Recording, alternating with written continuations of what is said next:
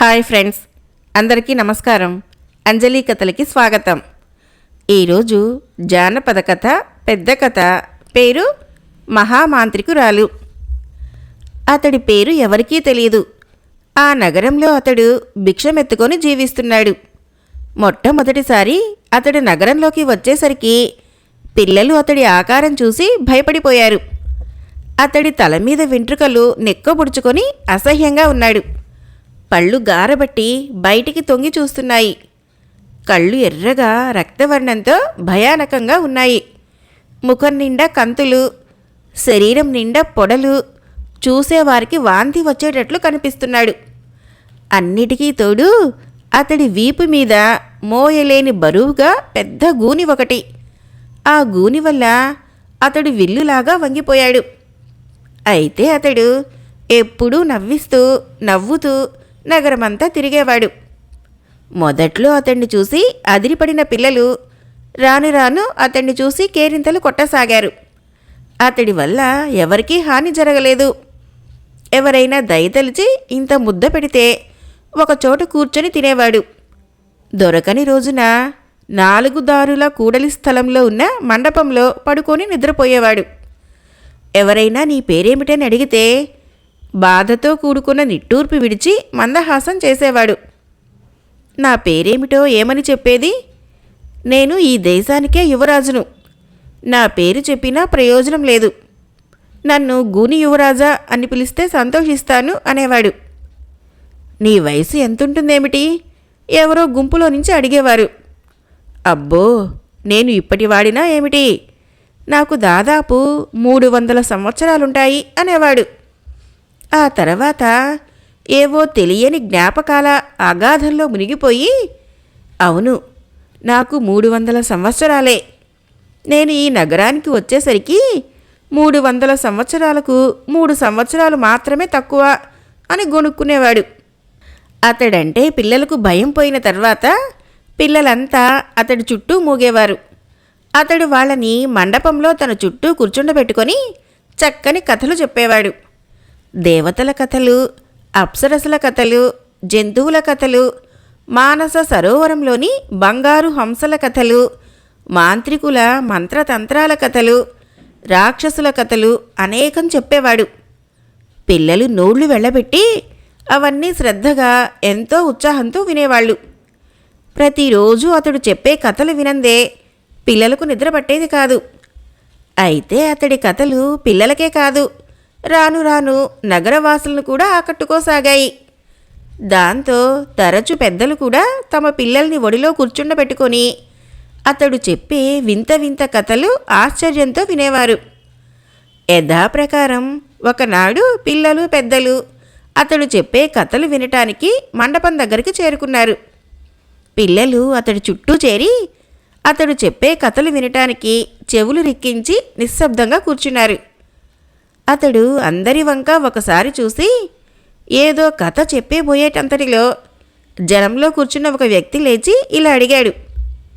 ఏమయ్యా గూని యువరాజా, నిన్ను కొన్ని ప్రశ్నలు అడగాలని ఉంది, అడగమంటావా అన్నాడు. అది వింటూనే అతడి ముఖంలో సంతోషరేఖలు కనిపించాయి. ఏమిటి నాయనా ఆ ప్రశ్నలు అన్నాడు. మరేం లేదు, నీకు 300 సంవత్సరాలని చెప్పుకుంటున్నావు కదా, అది నిజమా? నిజమే అయితే మనిషి అంతకాలం బ్రతకడం సాధ్యమా? నువ్వు అంతకాలం బ్రతికి ఉండటానికి కారణం ఏమైనా ఉందా? నువ్వు పుట్టుకతోనే గూనివాడివా, లేక మధ్యలో వచ్చిందా? ఈరోజు కల్పిత కథలు చెప్పడం మాని నీ కథ ఏమిటో చెప్పు అన్నాడు ఆ వ్యక్తి. దాంతో అతడు నెమ్మదిగా కళ్ళు మూసుకొని కొంతసేపు అలాగే ఉండిపోయాడు. ఆ తర్వాత కళ్ళు తెరిచి అక్కడ కూర్చున్న జనం వంక సజల నేత్రాలతో చూసి భారంగా నిట్టూర్చాడు. నేను పుట్టుకతో గూనివాణ్ణి కాను. నాకొక దేశం ఉంది, నాకొక చక్కని పేరు కూడా ఉంది. అందరిలాగే నేను అందమైన వ్యక్తినే. అదొక భయానకమైన గాథ. అయితే అది ఎవరికీ చెప్పుకోలేనిది అన్నాడు. ఏం, ఎందుకని? జనంలో నుంచి ఎవరో అడిగారు. నా నికృష్టపు జన్మ అటువంటిది. నా కథ మీకు వినిపించిన వెంటనే నేను సగం వరకు పాషాణంగా మారిపోతాను. అంతేకాదు, నిలబడిన చోటనే భూమికి అతుక్కొని పోతాను. ఆ తర్వాత బతికి ఉంటానో చచ్చిపోతానో భగవంతుడికే తెలియాలి. అదే జరిగితే ఈ పిల్లలకు కథలు చెప్పేవాళ్లే ఉండరు అన్నాడు. పిల్లలంతా ఒకరి ముఖాలొకరు చూసుకుంటూ కొయ్య బొమ్మల్లా ఉండిపోయారు. నీ కథ పూర్తి అవుతూనే రాతి బొమ్మలాగా మారిపోతావా? అయితే అలా ఎంతకాలం ఉంటావు? మళ్ళీ నీకు యథారూపు వచ్చే మార్గమే లేదా అని ఓ కుర్రవాడు ప్రశ్నించాడు. లేకేం ఉంది. మన నగరానికి వెలుపల ఎత్తైన కొండ మీద ఓ పాడుబడిన కోట ఉంది. అక్కడికి ఎవరూ వెళ్ళరు. ఎందుకంటే అక్కడ దెయ్యాలు భూతాలు తిరుగుతూ ఉంటాయని ప్రతీతి. వాస్తవానికి అక్కడ ఎటువంటి భూతాలు లేవు. సగం వరకి పాషాణ రూపం పొందిన నన్ను తిరిగి మామూలు రూపానికి తీసుకురావాలంటే మన నగరంలోని పిల్లలు 50 మంది ఆ కోటను ఆక్రమించుకోవాలి. ఆ కోటలో బంగారు పంజరం ఒకటి దాచిపెట్టబడింది. ఆ పంజరంలోనే కాంచనపుర యువరాణి మంత్రబద్ధం చేయబడి ఉంది. పిల్లలందరూ ఆ బంగారు పంజరాన్ని కనిపెట్టి కాంచనపుర యువరాణిని యువతలకు తీసుకురాగలిగితే నా పాషాణ రూపం మటుమాయం కావటమే కాకుండా తిరిగి నేను యువరాజునైతాను అన్నాడు గూనివాడు. పిల్లలందరూ పెద్ద పెట్టున హర్షధ్వానాలు చేస్తూ, గూని యువరాజా, నువ్వు కథ చెప్పు. నిజంగానే నువ్వు సగం వరకు పాషాణం క్రింద మారితే మేము తప్పకుండా కోట మీదకు దండెత్తి వెళ్తాము. బంగారు పంజరాన్ని వెతికి కాంచనపుర యువరానికి విముక్తి కలిగిస్తాము అన్నారు. అతడు ఆనంద బాష్పాలు రాలుస్తూ, ఇన్నేళ్లకు నా మనసు తేలికపడింది. అయితే నా కథ ఈరోజు చెప్పను. రేపు నగరంలో ఉన్న మొత్తం పిల్లల్ని ఇక్కడికి తీసుకురండి. నా విషాదగాథ పిల్లలందరూ వినాలి.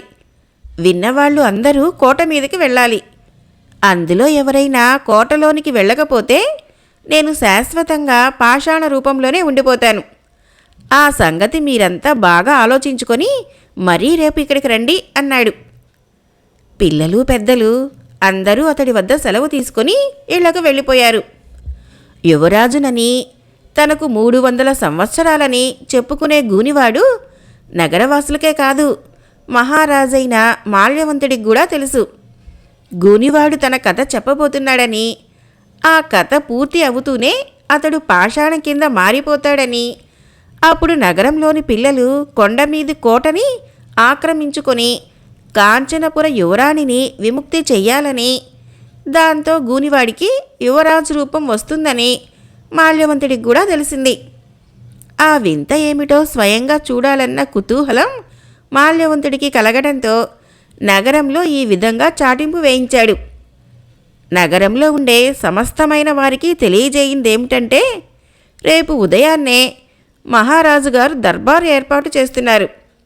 కాబట్టి నగరంలో ఉండే పిల్లలు పెద్దలు కోటలో ఉన్న విశాల మైదాన ప్రాంతంలో హాజరు కావలసిందిగా కోరుతున్నారహో. ఎందుకంటే మన నగరంలోని గూని యువరాజు చెప్పే కథ విని అది యథార్థమే అయితే అతడికి తగిన సహాయం చేయాలని మహారాజు గారు సంకల్పించుకున్నారహో అని. ఆ మర్నాటి ఉదయాన్నే నగరవాసులు తమ పని పాటలు మానుకొని కోటకు రావటం ప్రారంభించారు. విశాలమైన బహిరంగ సభాభవన ప్రాంగణంలో ఎత్తైన ఆసనం మీద మహారాజు మాల్యవంతుడు ఆసీనుడై ఉన్నాడు. అతనికి ఇరుప్రక్కల రక్షక భటులు అంగరక్షకులు అప్రమత్తతో కాపలా కాస్తున్నారు. నగరంలోని పిల్లలందరూ ఒకవైపు, పెద్దలందరూ మరొక వైపు కూర్చొని గూని యువరాజు రాక కోసం నిరీక్షించసాగారు. కొంతసేపటికి చేతిలోని కర్ర ఆధారంగా వంగి నడుస్తూ గూని యువరాజు సభలోకి అడుగుపెట్టాడు. అతన్ని చూస్తూనే అందరూ నిశ్శబ్దంలో మునిగిపోయారు. గూని యువరాజా, నీ కథ ఏమిటో చెప్పు. నీ కథ పూర్తి అవుతూనే నువ్వు పాషాణమైతే రక్షించడానికి కావలసిన ఏర్పాట్లు నేను చేస్తాను. సంకోచించకు అన్నాడు రాజు మాల్యవంతుడు. అతడు మహారాజు దిక్కు తిరిగి శిరస్సు వంచి నమస్కరించాడు. అతడు ఏం చెబుతాడో వినాలనే కుతూహలం కొద్దీ సభ యావత్తు ఒక్కసారే నిశ్శబ్దమైపోయింది. ఆ తర్వాత అతడు సభాసదుల వంక చూస్తూ తన వృత్తాంతము ఈ విధంగా చెప్పడం ప్రారంభించాడు. 300 సంవత్సరాల క్రితం ఈ నగరాన్ని రాజధానిగా చేసుకొని మహేంద్రవర్మ పరిపాలిస్తూ ఉండేవాడు. అతడికి 40 మంది భార్యలు ఉండేవారు. అందరికంటే చిన్న రాణి అయిన ప్రభావతీదేవి నా తల్లి. నా తల్లికి తప్ప మిగతా 39 మంది రాణులకు సంతానం లేకపోవటం వలన అందరూ నన్ను అల్లారు ముద్దుగా చూసుకునేవారు. అందరికీ నేనే ఆశాదీపాన్ని కావటం వలన నా ముద్దు మురిపెం అందరికీ సమానంగానే అందాలనే ఉద్దేశంతో నా తండ్రి ఒక ఏర్పాటు చేశాడు. అదేమంటే రోజుకొక రాణి దగ్గర నేను ఉండేటట్లు, నా మంచి చెడ్డలు రోజుకొక ఆమె చూసేటట్టును. ఆ విధంగా తిరిగి నా తల్లి వంతు వచ్చేసరికి నెల రోజులు దాటిపోయేవి. కాలక్రమేణా నాకు 10వ సంవత్సరం వచ్చింది. మా నాన్నగారు నాకు గుర్రపు స్వారీ, కత్తి యుద్ధము, విలువిద్య నేర్పించసాగారు. గుర్రపు స్వారీలోని నా నేర్పుకు సంతోషించి మా నాన్నగారు నాకొక పంచకళ్యాణి గుర్రాన్ని బహుకరించారు. ఆ గుర్రము తెల్లగా పాల నురుగులాగా ఉండేది. రౌతు మనసెరిగి నడుచుకునే అటువంటి అశ్వాన్ని పొందినందుకు నేనెంతో సంతోషించి దానిమీద రోజు చాలా దూరం వరకు షికారుగా వెళ్ళి వస్తూ ఉండేవాడిని. కొన్ని రోజులు పోయిన తర్వాత మా నాన్నగారు నాకొక ఖడ్గాన్ని బహూకరించారు. ఆ ఖడ్గం చాలా బరువుగా ఉండేది. అయితే అది మంచి పదునుగా, చూపరులకు భయంకరంగా కనిపించేది. క్షత్రియులకు గుర్రం, ఖడ్గం ముఖ్యమైనవి. ఏ పరిస్థితుల్లోనూ వాటిని వదలకు అని మా నాన్నగారు చెబుతూ ఉండేవారు. నేను ఖడ్గ విద్యలోనూ గుర్రపు స్వారీలోనూ బాగా అరితేరిన తర్వాత 15 ఏళ్ల ఈడుకు వచ్చాను. ఈ దేశానికి పొరుగున కాంచనపురి అనే దేశం ఉండేది. ఆ దేశాన్ని కాంచనకేతు అనే మహారాజు పరిపాలిస్తూ ఉండేవాడు. ఆ దేశము పేరుకు తగినట్టు అక్కడ ఎటు చూసినా బంగారు ప్రాకారాలు, మణిమయ కుడ్యాలు, నవరత్న ఖచిత భవనాలు, ఎన్నో దివ్య శోభలతో ప్రకాశిస్తూ ఉండేవి. అయితే ఆ దేశానికి ఒక్కటే కొరతగా ఉండేది. వర్షాకాలంలో వర్షాలు కురిసేవి కావు. దానివల్ల అక్కడి భూములు పంటకు అనువుగా ఉండేవి కావు. చెరువులు, నదుల నీటితో ప్రజలు పంటలు పండించినా ఆ పండే కొద్దిపాటి పంట సరిపోయేది కాదు. అందుచేత మిగతా తిండి గింజల కోసం వాళ్ళు ఈ దేశం మీద ఆధారపడేవారు. దానివల్ల తరచూ కాంచనకేతు ఈ దేశానికి వస్తూ ఉండేవాడు. మా నాన్నగారికి కాంచనకేతు మహారాజుకు విడదీయరాని స్నేహబంధం కలిసింది. ఈ స్నేహబంధాన్ని బాంధవ్యంతో శాశ్వతంగా ముడిపెడదామని అనుకుంటున్నాను. మా అమ్మాయి కాంచనరేఖను మీ యువరాజుకిచ్చి వివాహం చేయాలని కోరికగా ఉంది. మీ ఉద్దేశమేమిటి అన్నాడు కాంచనకేతు. మా నాన్నగారు అతడి ఉద్దేశానికి ఎంతో మెచ్చుకొని తన అంగీకారాన్ని తెలియచేశారు. ఆ తర్వాత ఒకసారి కాంచనరేఖ ఇక్కడికి వచ్చింది. నేను ఆ చిన్నారి యువరాణి ముద్దుమోము చూసి ఎంతో ముచ్చటపడ్డాను. ఇద్దరము రాజోద్యానవనంలో ఆడుకున్నాము, కేరింతలు కొట్టాము, ఎన్నో విషయాలు మాట్లాడుకున్నాము, మరింకెన్నో భావి విషయాలను ఊహించుకొని తృప్తి చెందాము. కొన్ని రోజులు ఉన్న తర్వాత కాంచనరేఖ తన దేశం వెళ్ళిపోయింది. ఆమెతో పాటే నా ఆత్మ కూడా కాంచనపురి వెళ్ళిపోయినంత బాధ కలిగింది. రోజులు వెళ్ళబుచ్చుతూనే ఉన్నాను, కానీ కాంచనరేఖ జ్ఞాపకాలు నన్ను ప్రతి క్షణము వేధించసాగాయి. ఒక రోజున మా నాన్నగారి దర్శనం చేసుకొని, నాన్నగారు, కాంచనరేఖ మన నగరానికి వచ్చి కొన్ని రోజులు గడిపి వెళ్ళింది. నేను కూడా వాళ్ళ నగరానికి వెళ్ళి కొన్ని రోజులు గడిపి వస్తాను అన్నాను. మా నాన్నగారు నా మనోభిప్రాయం పసిగట్టి నవ్వుకుంటూ, యువరాజా, వాళ్ళు మన నగరానికి రావటం వేరు, నువ్వు వాళ్ళ నగరం వెళ్ళటం అంత సమంజసంగా ఉండదు. ఇప్పుడు నీకు 16వ సంవత్సరం. ఇంకొక 2 ఏళ్లు గడిస్తే మీకు వివాహం జరిపిస్తాను. అప్పుడు నువ్వు అత్తవారింటికి ఎన్నిసార్లు వెళ్ళి వచ్చినా తప్పు పట్టేవాళ్ళు ఉండరు.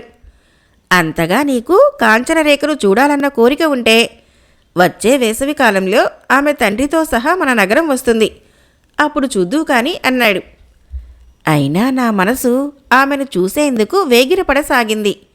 అబ్బా, వచ్చే వేసవికాలం వరకు ఆగటమా? అసంభవం. ఇప్పుడే ఆమెను చూడాలి, లేకపోతే నా గుండె ఆగిపోతుంది అనుకున్నాను. ఆ మర్నాడు విలువైన దుస్తులు ధరించాను. నడుముకు ఖడ్గాన్ని బిగించాను. పంచకళ్యాణి గుర్రాన్ని అశ్వశాల నుంచి యువతలకు తీసుకువచ్చి దాన్ని అధిరోహించాను. చూడు పంచకళ్యాణి, మనము కాంచనపురికి వెళ్ళబోతున్నాము. ఆగ మేఘాల మీద ప్రయాణం చేసి నన్ను త్రుటిలో కాంచనరేఖ ముందు దించాలి, తెలిసిందా అన్నాను. నా మాటలు అర్థమైనట్లు శ్వేతాశ్వము సకిలించి ముందుకు దూకింది. అంగరక్షకులు నా వెంట వచ్చేటందుకు సిద్ధమయ్యారు. వద్దని వారించాను.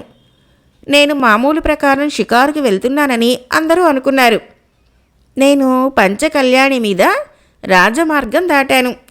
రాజధాని సరిహద్దులు దాటాను. కొండలు కోనలు దాటాను. నిర్జన ప్రదేశాలను, నదీ నదాలను అధిగమించి పంచకళ్యాణి ముందుకు దూసుకుపోసాగింది. నాకు అలసటన్నదే లేదు. ఆకలి దప్పులు తెలియటం లేదు. నా కళ్ళ ముందు కాంచనరేఖ రూపమే ప్రత్యక్షం కాసాగింది. కాంచనరేఖను కలుసుకోబోతున్నాననే ఆనందం నా మనసంతా నిండి నన్ను ఉక్కిరిబిక్కిరి చేయసాగింది. ఆ విధంగా మిట్ట మధ్యాహ్నం వరకు ప్రయాణం చేసిన తర్వాత ఎండవేడికి తట్టుకోలేక ఓ నిర్జన ప్రదేశంలో గుర్రాన్ని ఆపుచేశాను. అప్పటికి గుర్రం కూడా బాగా అలసిపోయి నురగలు కక్కసాగింది. నేను గుర్రం మీద నుంచి దిగి తినటానికేమైనా కనిపిస్తాయేమోనని చుట్టూ చూశాను. ఆ మైదాన ప్రదేశము పచ్చటి గడ్డితో, చక్కని ఫలవృక్షాలతో చూడముచ్చటగా ఉంది. కొద్ది దూరంలో అందమైన కోనేరు ఒకటి కనిపించింది. ఇకనేం పంచకళ్యాణిని పచ్చిక మేయటానికి వదిలిపెట్టాను. నేను ఓ చెట్టెక్కి ఫలాలు త్రుంచుకొని కడుపు నిండా ఆరగించాను. ఫలాలు తిన్న తర్వాత దాహంతో నాలుక పిడచగట్టుకు పోసాగింది. కోనేటిలో నీరు తాగుదామని నెమ్మదిగా చెట్టు దిగి వచ్చాను. అప్పటికే పంచకళ్యాణి కడుపు నిండా గడ్డి వేసి నీరు త్రాగేటందుకు కోనేటి సమీపంగా వెళ్ళి అందులో మూతిపెట్టింది. అది నీరు త్రాగిన తర్వాత తాగవచ్చునని నేను గట్టు మీద నిల్చున్నాను. పంచకళ్యాణి నీరు తాగి ఒడ్డెక్కి వచ్చింది. అయితే నేను గుర్రం వంక చూస్తూ ఉండగానే ఓ విచిత్రం జరిగింది. అంతవరకు బాగానే ఉన్న పంచకళ్యాణి పెద్దగా సకిలించింది. ఆ తర్వాత దాని మెడ విచిత్రంగా చెట్టులాగా పెరగటం ప్రారంభించింది. నేను ఆ వింతను గుడ్లప్పగించి చూస్తూ ఉండగానే నా పంచకళ్యాణి పెద్ద వృక్షం కింద మారిపోయింది. ఏమిటి మాయా అని నేను తర్కించుకుంటూ ఉండగా మైకంతో నా తల తిరగటం ప్రారంభించింది. ఆ వెంటనే కళ్ళు మూతలు పడసాగాయి. ఆ తర్వాత ఏం జరిగిందో నాకు జ్ఞాపకం లేదు. తిరిగి కళ్ళు తెరిచి చూసేసరికి ఆ ప్రదేశంలో ఏదో మార్పు కనిపించింది. నా ఎదురుగా ఏదో దివ్య భవనం వెలిసింది. ఆ భవనం వెలుపల అటూ ఇటూ తిరుగుతున్న మనుషులు కనిపించారు. ఫలవృక్షాలు కానీ కోనేరు కానీ ఆ చోటున ఉన్నట్లు కనిపించలేదు. ఇదేమిటి? నా కళ్ళ ముందున్న కోనేరు ఏమైంది? ఈ ప్రదేశం యావత్తు భూతప్రేత పిశాచాలమయం కాదు కదా అని ఆలోచిస్తూ ఉండగానే గుర్రపు డెక్కల చప్పుడు వినిపించింది. నేను లేచి నిలుచున్నాను. 12 గుర్రాలు పూంచిన రథం ఒకటి వచ్చి భవనం ముందు నిలిచింది. ఆ రథంలో ఎవరున్నారో చూడాలన్న కుతూహలం కొద్దీ నేను రథం సమీపంగా వెళ్ళాను. అందులో 4 బలిష్టకాయులు పల్లకీ తెచ్చి రథం సమీపంగా ఉంచారు. అదే సమయంలో రథం నుంచి ఓ మెరుపుతీగ పల్లకీలోకి వచ్చింది. అయితే నేను ఆ యువతి ముఖం చూడలేకపోయాను. ఆమె మేలి ముసుగు ధరించి ఉంది. బోయీలు పల్లకీను మోసుకుంటూ భవనంలోకి వెళ్లారు. రథం తిరిగి వచ్చిన దారిలోనే వెళ్ళిపోయింది. సైనికులు విచ్చుకత్తులతో పహరా కాయటం ప్రారంభించారు. మహామాంత్రికురాలు జానపద కథ మొదటి భాగం సమాప్తం. రేపు 2వ భాగం కథ చెప్పుకుందాం. ఫ్రెండ్స్, నా కథలు నచ్చినట్లయితే మన ఛానల్ని తప్పకుండా సబ్స్క్రైబ్ చేయండి, లైక్ చేయండి, షేర్ చేయండి, మంచి కామెంట్ చేయండి. Thank you.